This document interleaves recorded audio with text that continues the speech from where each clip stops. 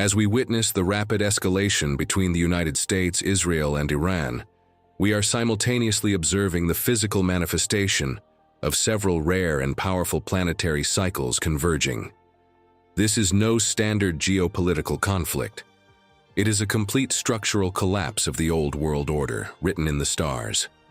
The most critical alignment, the one that serves as the foundation for everything we are seeing today, is the conjunction of Saturn and Neptune that occurred on February 20th, 2026. To understand the magnitude of this, one must realize that these two planets only meet every 36 years.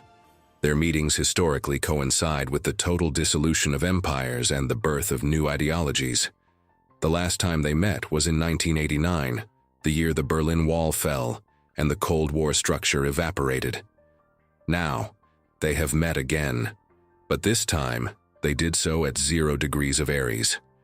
In astrology, 0 degrees of Aries is the world point.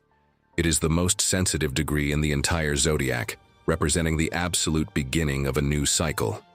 By meeting at this point, Saturn, the planet of boundaries, structures, and governments, and Neptune, the planet of illusions, spirituality, and dissolution, have effectively announced that the boundaries of the Middle East and the global power structures that have held since the late 20th century are being erased. The form of the world is melting, and in the sign of Aries, it is melting through fire, aggression, and raw, unfiltered action. This Saturn-Neptune conjunction is particularly poignant for the current conflict because it represents the clash between the hard reality of military force and the ideological dreams of the nations involved. For decades, the tension in the Middle East has been a war of shadows, proxy battles, and psychological posturing. This is the realm of Neptune. But as Saturn joined Neptune in the sign of the warrior, Aries, the shadow war became a physical reality. The red lines that were once invisible or purely diplomatic have been crossed because Saturn has demanded that these ideologies take a physical, concrete form. The sky told us that the era of strategic ambiguity was over. On February 20th, the universe hit the reset button, and the current war is the direct result of that cosmic 0 point. Directly following this reset, we encountered the immediate trigger for the military operations we are witnessing now. The Mars-Uranus square on February 27th, 2026. If Saturn and Neptune provided the underlying atmosphere, Mars and Uranus provided the spark. Mars is the planet of war, drive, and heat. Uranus is the planet of lightning, sudden shocks, and revolutionary technology. When these two planets square each other, the energy is like a pressurized container that finally bursts. This is why the start of the conflict felt so sudden, and why the tactics used, the epic Fury operation, have been characterized by such shocking, unprecedented technological speed. The stars warned us that this would not be a war of trenches and slow movements, but a war of sudden strikes and digital blitzkriegs. Adding to this volatile mix is Pluto's presence in Aquarius. Pluto is the planet of deep, irreversible transformation and power. Its move into Aquarius marks a 20-year journey that began in earnest in 2024, but it is reaching a critical maturity now in 2026. Aquarius rules technology, the masses, and the future. The sky is telling us that the very nature of human conflict is shifting. We are seeing power move away from traditional centralized control and toward decentralized, high-tech systems. The war we are watching is a testing ground for Pluto in Aquarius. It is about satellite-guided precision, AI-driven strategy, and the weaponization of the digital grid.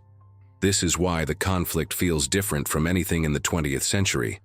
The heavens are reflecting a world where the ghost in the machine has become the primary soldier. The lunar eclipse on March 3rd, just 3 days ago, served as the cosmic unveiling. Eclipses act as wildcards. They bring hidden things to light and accelerate destiny. This particular eclipse fell across the Virgo-Pisces axis, highlighting the tension between the logistical reality of war, Virgo, and the chaotic, emotional suffering of the collective, Pisces. It forced the world to see the consequences of the actions taken in late February. It was the moment the fog of war lifted just enough for the global public to realize the scale of the change occurring. This eclipse signaled that there is no retreating to the previous status quo. The secret plans of the involved leaderships were exposed to the cosmic light, and the emotional response of the global population was ignited.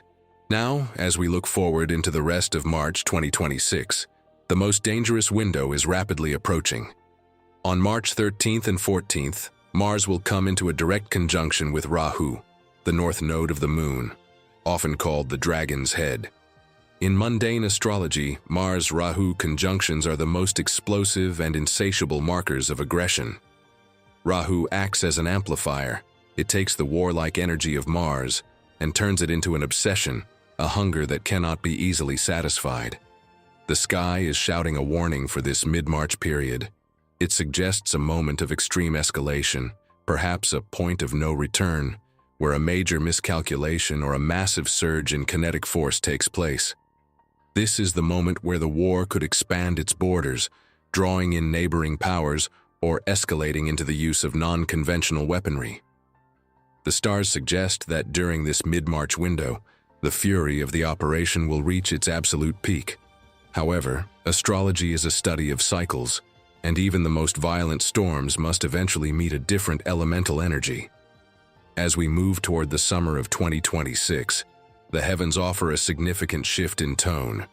In June 2026, Jupiter, the planet of expansion, wisdom, and protection, will leave the intellectual and somewhat detached sign of Gemini to enter the deeply emotional and protective sign of Cancer.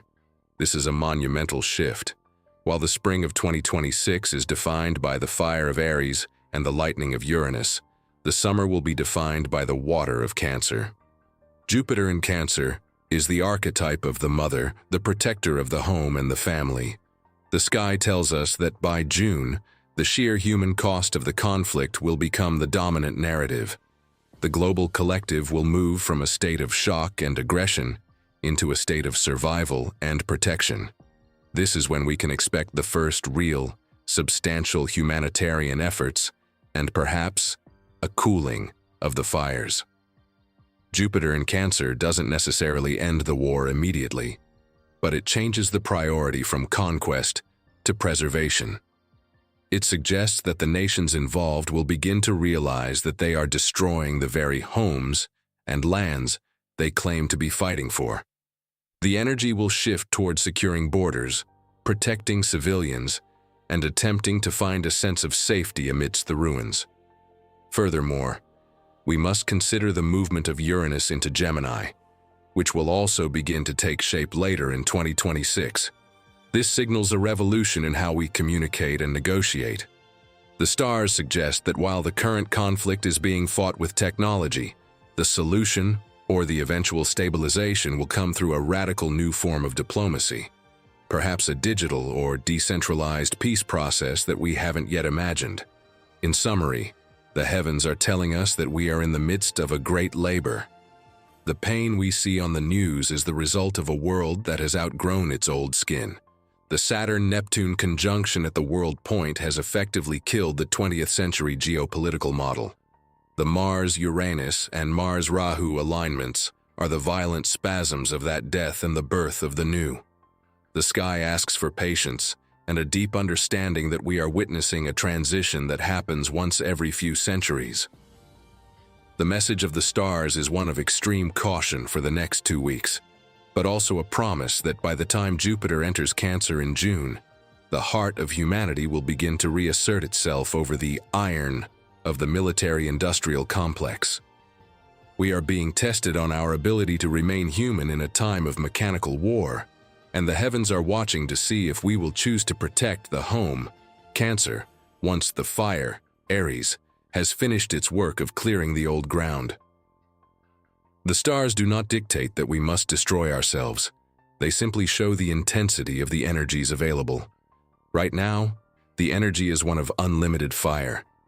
The task for humanity, as written in the transition toward the latter half of 2026, is to learn how to channel that fire into a new foundation, rather than a funeral pyre. This is the story of the 2026 war as told by the celestial spheres. a story of a world being broken so that it can finally be remade.